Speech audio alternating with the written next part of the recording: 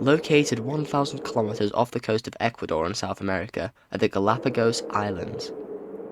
This archipelago is composed of 13 major islands and many smaller islets. The birth of these islands occurred no more than 5 million years ago, when continued volcanic activities rose the islands to the top of the sea surface. Here, life has evolved without any human interference from scratch. So what is the significance of these lands that time forgot, and what unique species await?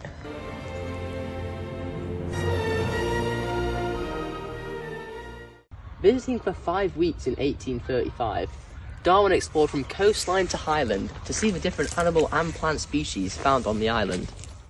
While here, Charles Darwin noticed differences in the mockingbirds found on each island that showed subtle adaptations depending on their lifestyle and the food available in each region. Some evolved larger beaks to crack open hard nuts and seeds. Some evolved a short curved beak to feed on smaller fruit, and others a thin beak to precisely grab insects. These Darwin finches marked one of the first noted examples of evolution from a common ancestor, and were a key piece of evidence in his future publishings. Another example of the unique evolution found on the Galapagos Islands is shown by their poster child, the tortoise, which shows shell adaptations depending on their habitat. Darwin classified the shells of tortoises into two clear types: saddleback shells that rise at the front like a saddle. This adaptation makes it easier for the tortoise to lift its neck higher to reach tall tree cactus on islands where there's very little ground vegetation. This is the opposite for dome-shaped shells that limit the tortoise's neck movement. However, due to an abundance of ground-level vegetation on those islands, the tortoises don't need to raise their necks to reach food anyways.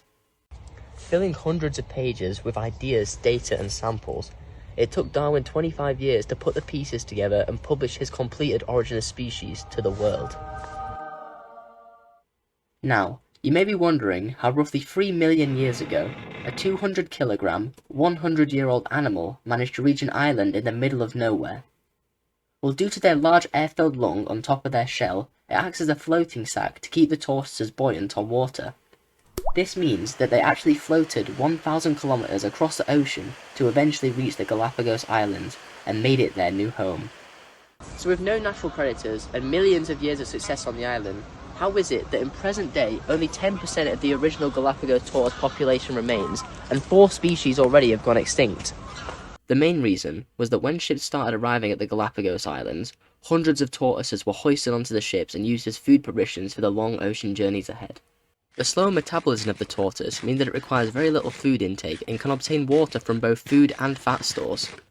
As cold-blooded reptiles, tortoises can bask in the sun to increase their body heat, or alternatively wallow in the mud or sit in the shade to protect themselves from the sun, which lowers their body heat.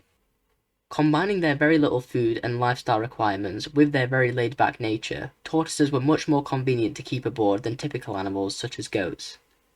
Keeping a tortoise at the back of the ship meant that the sailors had access to fresh meat whenever they needed. It's because of these reasons that humans were responsible for wiping out a large amount of the tortoise population in the mid-1800s. Not only did the whalers directly kill the tortoises, but carelessly releasing invasive species onto the island, such as goats, damaged the previously untouched ecosystem of the Galapagos, where even in modern day we're still struggling to fix our mistakes made in the past and disturbing this natural paradise.